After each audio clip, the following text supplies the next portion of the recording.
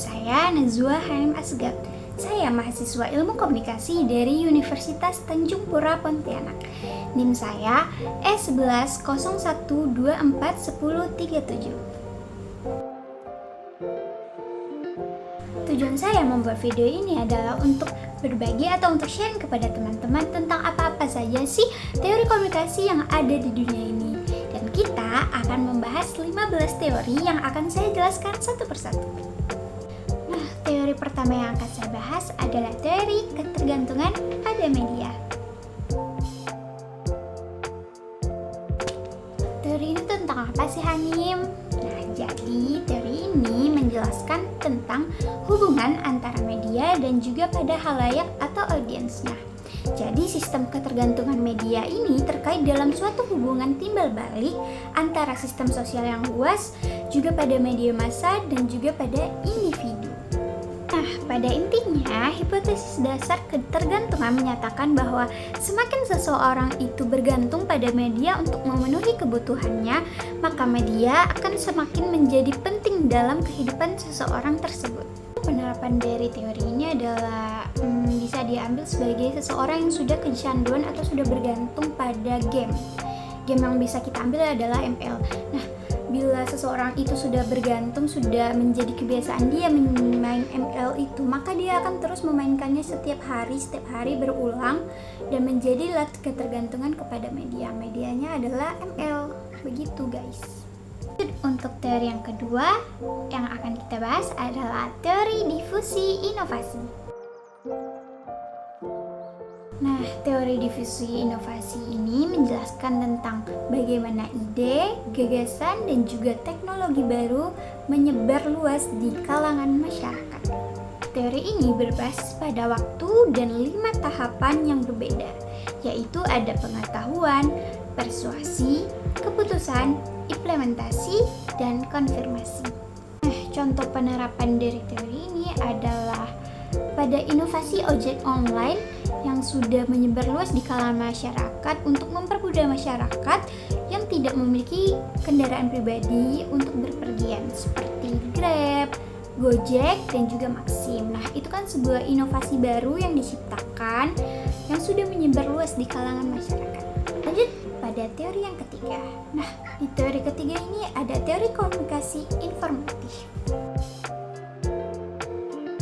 Teori yang dikemukakan oleh Coach Shannon dan juga Warren Weaver ini pada tahun 1949 merupakan teori klasik yang menjelaskan bahwa komunikasi sebagai proses pengiriman pesan dan bagaimana media tersebut digunakan untuk menyampaikan pesan tersebut.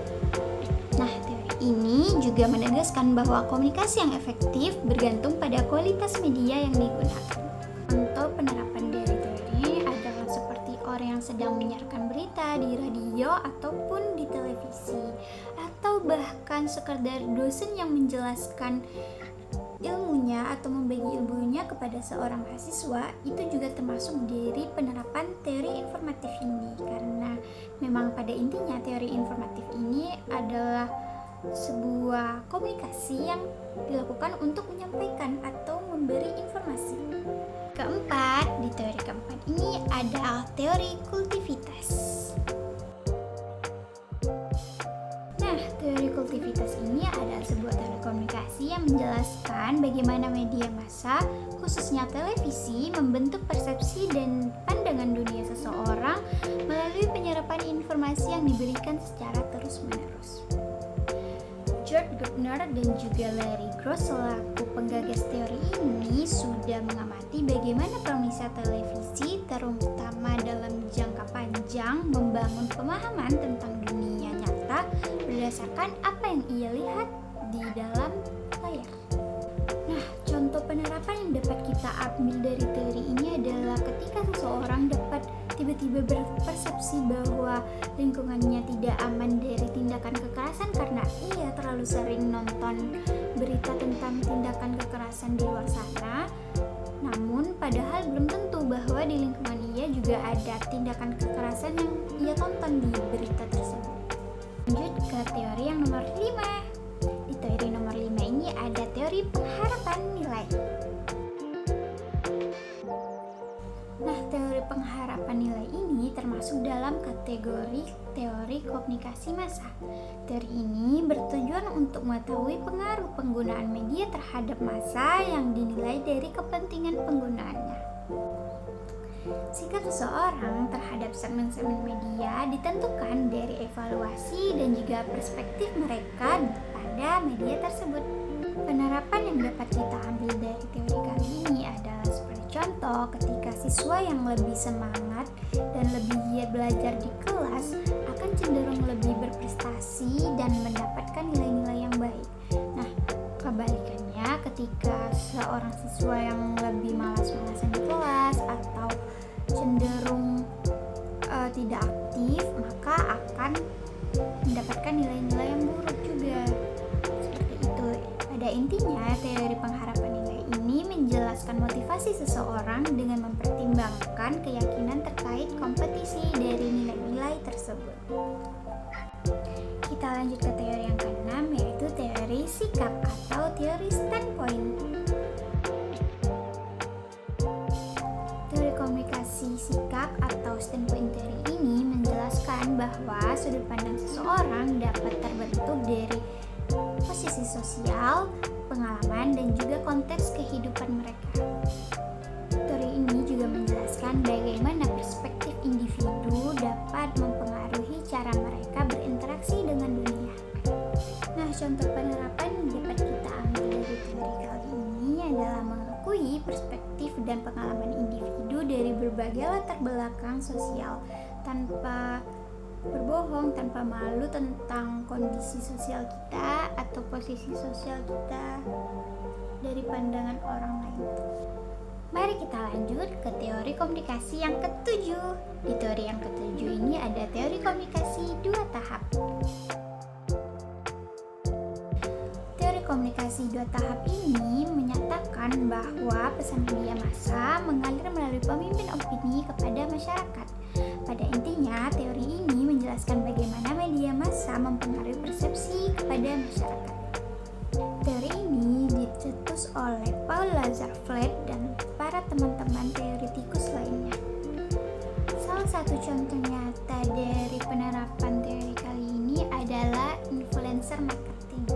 Perusahaan akan bekerja sama dengan para influencer untuk mempromosikan produk yang mereka keluarkan karena mereka tahu influencer ini sebagai opinion leaders atau pemimpin opini untuk membujuk para pengikutnya atau para followers di akun media mereka untuk membeli atau untuk memberikan info tentang produk dari perusahaan tersebut. Lanjut ke teori yang ke-8. Di teori ke-8 ini ada teori koneksionisme atau teori coba-coba. Teori koneksionisme ini adalah teori belajar yang menjelaskan bahwa belajar terjadi dari proses mencoba-coba dan pembentukan asosiasi antara stimulus dan respon. Teori ini dikemukakan oleh psikolog Edward Linton Gray, yang dimana ia membuat percobaan pada kucing yang kelaparan. Nah, dari hasil percobaan tersebut, Thorndike ini menyimpulkan bahwa belajar adalah tentang menanggapi rangsangan. Penerapan yang dapat saya ambil kali ini adalah ketika seseorang yang gemar memasak, maka ia akan melakukan hal tersebut secara terus-menerus. Nah, ketika dia selalu melakukan hal tersebut, maka ia akan merasa puas dan senang. Kita lanjut ke teori yang ke nomor 9, yaitu teori process view. Nah, teori ini adalah teori komunikasi yang melihat kualitas pribadi seseorang dalam caranya berkomunikasi. Teori ini merupakan salah satu dari teori pengembangan diri. Nah, teori ini juga didasarkan pada pemikiran bahwa semakin berkualitas seseorang, maka akan semakin banyak orang yang akan mendengarkannya. Teori ini sangat mudah sekali kita jumpai penerapannya karena seperti yang kita tahu, semakin orang itu berkualitas, maka akan semakin banyak juga orang yang akan mendengarkannya. Seperti contoh Mario Teguh, Najwa Shihab, dan para tokoh masyarakat lainnya yang memang berkualitas dalam berbicara atau berkomunikasi. Oke, mari kita lanjut ke teori yang ke-10. Di teori ke-10 ini ada teori AUS atau disaster theory. Teori House atau disaster theory ini berpendapat bahwa memori manusia akan hilang seiring dengan berjalannya waktu. Melalui sejumlah eksperimen, William James dan juga Bethan J. Underwood membuktikan bahwa semakin sering kita mengingat, maka akan semakin buruk kemampuan kita mengingat. Nah, dengan demikian dapat dikatakan bahwa tidak selalu waktu yang dapat membuat memori kita menjadi aus atau hilang, namun juga beberapa faktor lainnya.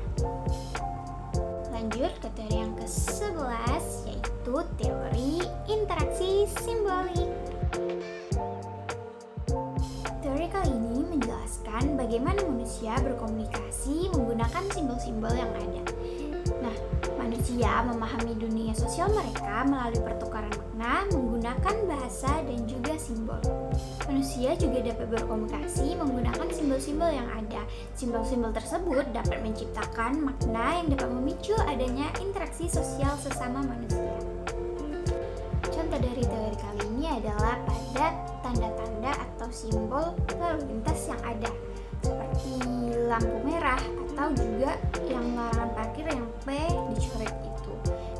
Tanda lalu lintas larangan parkir merupakan simbol yang sudah disepakati bermakna larangan parkir. Jadi kita sudah tahu dari dulu sampai sekarang bahwa ketika sudah ada simbol itu atau sudah ada tanda itu, maka kita dilarang parkir di tempat itu. Jadi manusia harus mengerti makna-makna simbol yang ada. Disitulah komunikasi berlangsung. Beralih ke teori selanjutnya, yaitu teori ke-12, teori keseimbangan. Teori yang dikemukakan Heider ini menjelaskan bahwa sesuatu yang tidak seimbang akan menimbulkan ketidakselarasan dan ketegangan, sehingga hal ini dapat menimbulkan tekanan dalam sebuah hubungan. Keadaan seimbang akan muncul bila hubungan antara ketiganya memiliki semua sifat positif. Bila salah satunya ada sifat negatif, maka akan tetap tidak seimbang. Contoh kali ini adalah ketika si A tergabung dalam suatu kelompok kecil, A ini akan merasa bahwa ia merupakan bagian dari kelompok tersebut. Nah, sehingga ia berusaha mencari beberapa informasi dari anggota lainnya. Atau ketika si A juga berusaha membagikan informasi agar terciptanya keseimbangan komunikasi dalam kelompok tersebut. Jadi mereka saling menguntungkan. Teori ke-13. Di teori ke-13 ini ada teori pertukaran sosial. Teori ini dilandasi oleh pandangan individu yang mengerti tentang sikap kelompok dengan melihat dari hubungan antar individu itu. Sehingga dapat dikatakan bahwa interaksi individu dapat melibatkan barang ataupun jasa. Juga biaya dan imbalan dapat dipahami dalam situasi yang akan diterima agar mendapatkan respon dari beberapa individu selama interaksi sosial berlangsung. Seperti contoh, dua individu akan terjalin ke dalam sebuah hubungan yang baik ketika mereka merasa saling diuntungkan. Nah, dengan kata lain, mereka mengalami win-win solution alias saling mendapatkan keuntungan. Nah, apabila salah satu dari mereka mendapatkan kerugian, maka akan terjadi disfungsi pertukaran komunikasi sehingga mengganggu keefektifan dari pertukaran sosial tersebut. Begitu, teman-teman. Kita sudah sampai di teori ke-14. Nah, di teori ke-14 ini ada teori komunikasi atribusi. Teori atribusi dalam komunikasi ini menjelaskan bagaimana seseorang menafsirkan perilaku diri sendiri dan orang lain. Nah, teori ini berasumsi bahwa kita membuat penilaian sosial untuk memperjelas atau memprediksi perilaku tersebut. Teori ini membantu kita memahami dunia dengan mengidentifikasi penyebab perilaku dan peristiwa yang kita alami.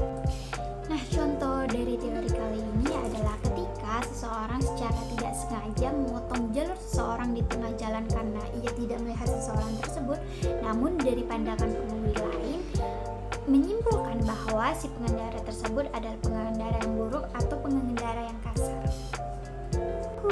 Kita sudah berada di teori terakhir, yaitu teori ke-15. Di teori ke-15 ini ada teori